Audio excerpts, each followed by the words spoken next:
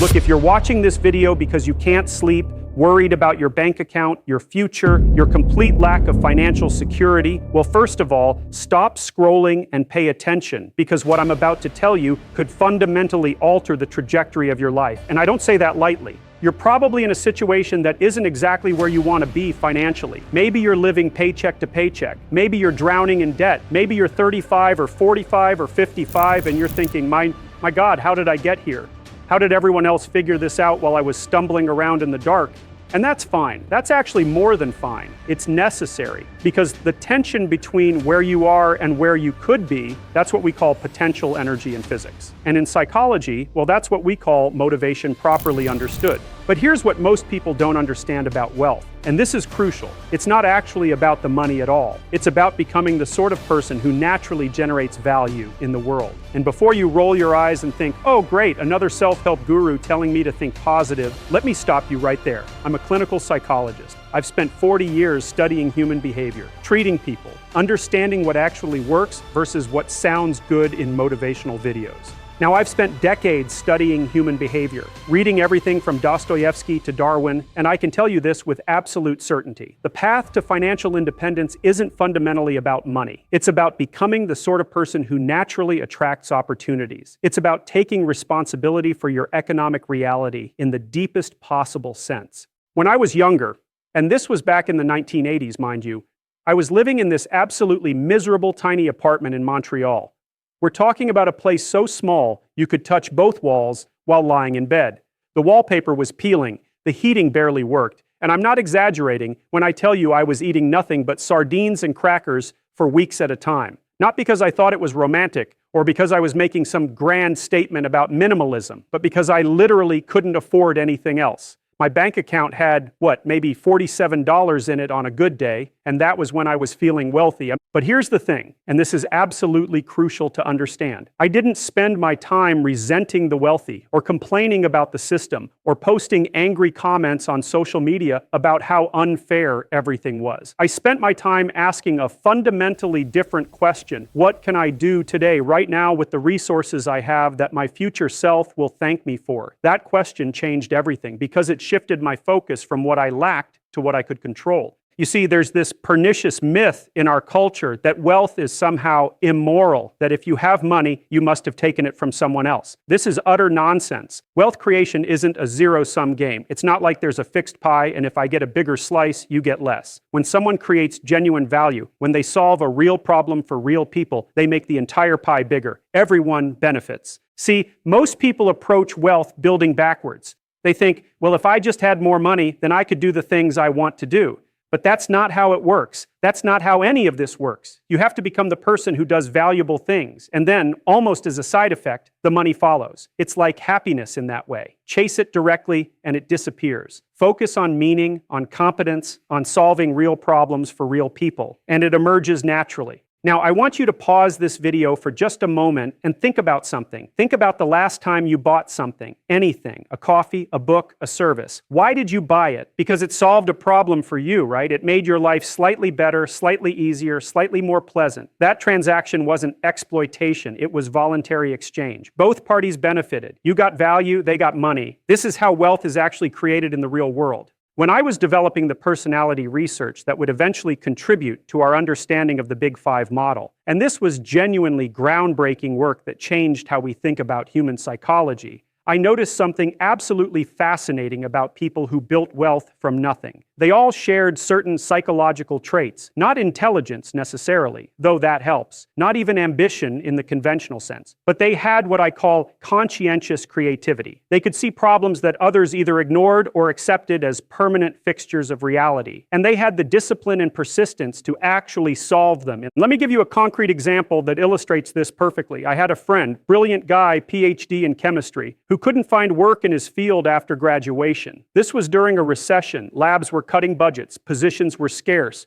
Most people in his situation would have gotten bitter, would have blamed the economy or the system or bad luck, but not him. Instead, he started a small business cleaning medical offices in Edmonton. Now you might think, well, that's quite a come down from chemistry research to janitorial work, but you'd be completely wrong. He noticed that most cleaning services were absolutely terrible at handling biohazardous waste properly. They didn't understand the regulations, they didn't have proper training, they were creating genuine health risks. So he learned the regulations inside and out, got all the proper certifications, developed protocols that exceeded industry standards. Within 3 years, he was making more money than the doctors whose offices he was cleaning. He saw chaos and disorder where others saw mundane work, and he imposed structure and competence on it. That's the pattern you need to understand. But here's where most people go wrong, and this is absolutely critical to understand. They think they can skip the foundation and jump straight to the success. They want the results without the responsibility, the rewards without the character development, the money without becoming the sort of person who naturally generates value.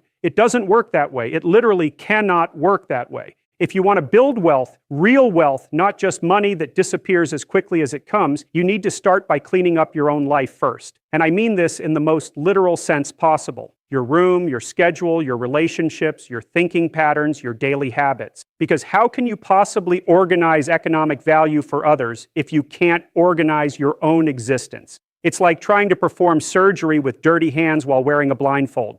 Here's what I did when I was broke, and I want you to pay close attention because this is practical advice you can implement immediately. Every single morning, without exception, I would write down 3 specific things I could do that day that would make me slightly more competent. Not rich, competent. Maybe it was reading a research paper I'd been avoiding because it looked difficult. Maybe it was having a conversation I'd been postponing because it might be uncomfortable. Maybe it was organizing my notes in a way that would save me time later, or learning a skill that would make me more valuable to potential clients. These were small things, seemingly insignificant. But here's what I understood that most people miss. Competence compounds, just like interest in a bank account, but faster and more reliably. Every day you become slightly more capable. You expand the range of problems you can solve and the range of people you can help. And people pay for solutions to their problems. That's what money actually is. It's society's way of saying thank you for solving something that was bothering us.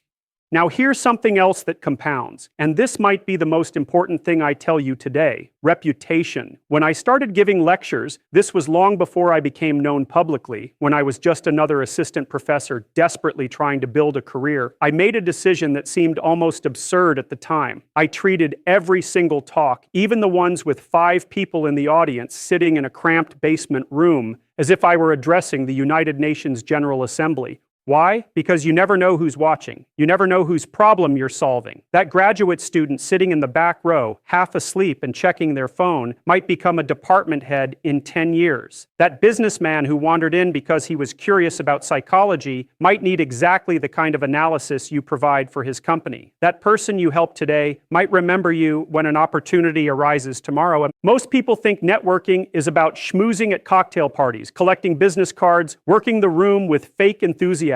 That's not networking. That's social posturing, and it's exhausting and ultimately ineffective. Real networking is becoming so genuinely good at what you do that people naturally want to work with you. It's about developing what the Germans call Fachkompetenz, professional competence that speaks for itself, that needs no marketing because the results are undeniable. Now, here's where it gets psychologically interesting. When you start to see genuine results, when people begin paying you for your competence, something shifts in your brain. It's like a switch gets flipped. You stop thinking like a consumer and start thinking like a producer. You stop asking, what can I get? And start asking, what can I give? And paradoxically, that's when the getting becomes effortless. I remember the exact moment this happened for me. I was consulting for this oil company in Alberta. Terrible organizational culture, productivity problems, high turnover. Instead of just writing them a report and collecting my fee, I actually cared about solving their problem. I spent extra time understanding their industry, their specific challenges. I gave them solutions they could actually implement. And word spread. Suddenly, I had more consulting work than I could handle.